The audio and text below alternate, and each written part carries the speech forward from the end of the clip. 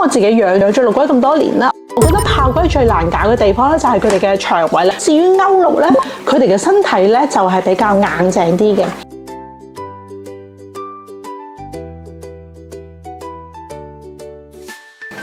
Hello， 大家好，我係 Vanny。而家出場嘅呢一隻係龜龜。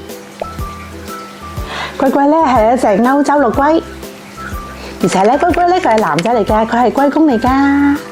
Hello， 我而家就係有養開炮龜同埋歐陸啊嘛。咁我自己養咗炮龜咁多年啦，咁後期咧再接手呢個歐陸啦。喺呢兩種嘅陸龜入邊咧，我自己個人覺得最大嘅分別又係咩咧？最難搞嘅又係咩咧？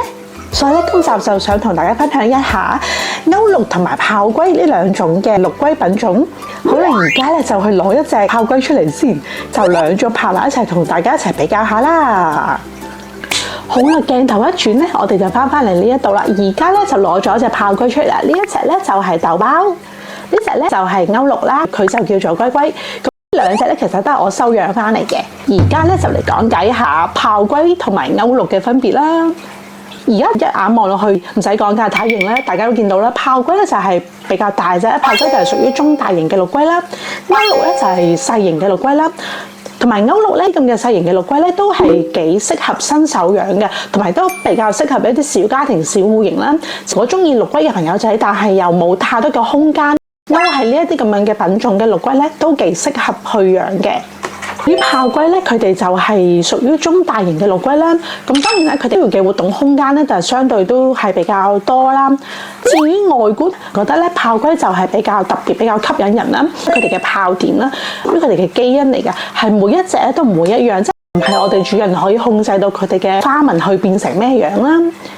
而歐陸咧，冇乜特別嘅花紋啦，比較黑黑地咁樣啦。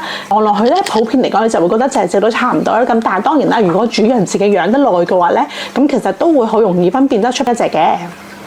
至於佢哋嘅體型嘅大細咧，炮龜佢哋嘅成體普遍咧都會有30幾 cm 以上啦。公咧普遍嚟講都係會細隻啲嘅。一種咧係索炮，即係索馬利亞巨人炮咧，咁嗰種咧都會有成60-70 cm 以上都會有㗎。前咧我身邊都未有，如果將來有機會有索炮嘅話咧，就借一借嚟拍俾朋友仔睇下啦。屙咗便便嚟。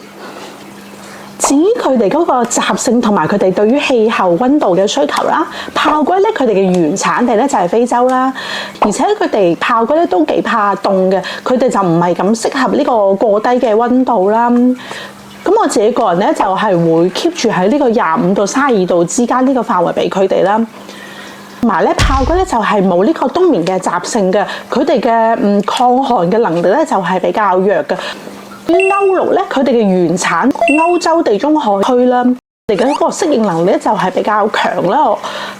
歐陸佢哋嘅抗寒能力咧就係比較強啦。咁有一啲佢哋咧都係會有呢個冬眠嘅習性啦。我自己咧就唔會去俾佢哋做呢個冬眠個習慣啦。我自己個人覺得咧，喺我哋呢一啲咁樣嘅港澳地區咧，都係比較暖啦，同埋比較潮濕啦。如果處理唔好嘅話咧，冬眠就好容易變成長眠啦。所以我自己都唔會去俾佢哋做呢個冬眠嗰個動作啦。至於呢個佢哋嘅原產地，雖然話咧炮龜嘅原產地係非洲啦，歐陸佢哋嘅原產地咧係歐洲嘅地中海地區啦。其實咧係而家喺我哋港澳所買到嘅呢一啲咁樣嘅陸龜咧，都係人工嘅繁殖啦。咁人工養嘅同埋野外嘅，大家始終都要分清呢一個方向啦。至於呢個飲食嘅習慣咧，咁其實炮龜同埋歐陸都一樣咧，佢哋都係草食類嘅陸龜啦。自己個人咧養咁多年咧，都係會比較偏向呢個高纖低蛋白啦，即係菜多糧少啦，糧嘅比例咧就會少啲啦，菜嘅比例咧就會多啲啦。咁我自己養咗陸龜咁多年啦。我覺得炮龜最難搞嘅地方咧就係佢哋嘅腸胃啦，因為炮龜嘅腸胃咧就係供應係比較弱嘅。如果你係佢哋幼龜嘅時嘅，你肯花多啲心機去照顧佢哋嗰個腸胃同埋身體嘅話咧，相對於佢哋大個咗之後咧，佢哋嘅身體就會相對硬淨啲啦。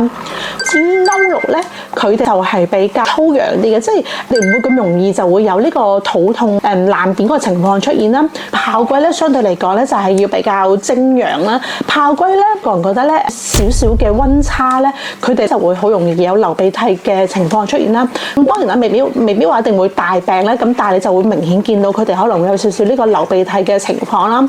至於歐陸咧，佢哋嘅身體咧就係比較硬淨啲嘅，咁我覺得佢哋嘅腸胃都係比較硬淨啲，即係唔會話咁容易食咗少少多水分嘅菜咧就會肚屙啦，又或者稍為有少少溫差，佢哋就會病啊、流鼻水啊。咁自己個人覺得咧，歐陸咧喺呢方面咧就係比較穩定啦，就唔會咁容易出現呢啲問題啦。同埋歐陸咧就係會排即係比較明顯白色嘅酸啦，喺照顧嗰方面咧就要留意多啲，佢哋有冇排酸啦。至於炮龜佢哋嘅酸咧就係屙尿尿液咁樣排出嚟啦。相反咧，如果炮龜佢哋嘅酸你見到係白色液體嗰種咁樣嘅酸狀嘅話咧，咁主人就要留意啦。咁呢個可能就係佢哋嘅水分就唔係太足夠啦。照顧嗰方面咧就要注意幫佢哋補翻適量嘅水啦。好啦，以上咧就係炮龜同埋歐陸對比嘅分別咧，我自己個人咧就係覺得係以上嗰幾個方向啦。喺呢度咧都想叮囑一下大家朋友仔啦，喺我哋養任何嘅陸龜品種之前咧，都係要多做功課啦，齊設備再入龜啦，係咪啊？如果又中意陸龜，但係咧又唔係有太多空間嘅朋友仔嘅話咧，歐陸咧都係幾適合小家庭小戶型去養嘅。如果稍微有少少嘅地方，而且朋友仔又願意多花時間去照顧嘅話咧，其實炮龜都係一個唔錯嘅選擇啦。咁當然啦，養咩嘅陸龜品種都唔緊要啦，其實最緊要咧都係主人自己中意嘅啫，係咪啊？好啦，咁今日嘅分享咧就係咁多先啦，我哋下條片再見啦，拜拜。